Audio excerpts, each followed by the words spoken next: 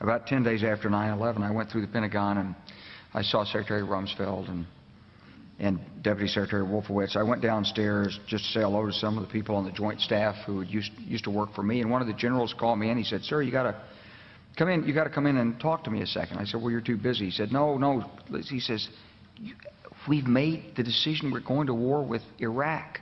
This was on or about the 20th of September. I said, "We're going to war with Iraq. Why?" He said, "I don't know." He said, "I guess they don't know what else to do." So I said, "Well, did they find some information connecting Saddam to Al-Qaeda?" He said, No. He says, "There's nothing new that way. They just made the decision to go to war with Iraq."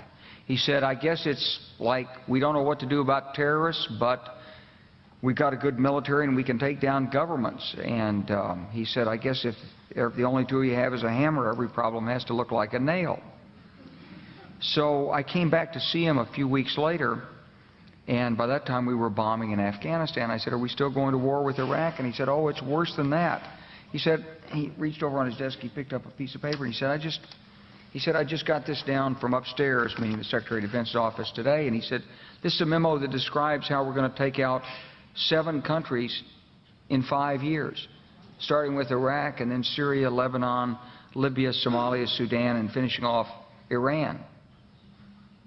I said, "Is it classified?" He said, "Yes, sir." So go through the countries again. Well, starting with Iraq, then Syria and Lebanon, then Libya, then Somalia and Sudan, and then back to Iran.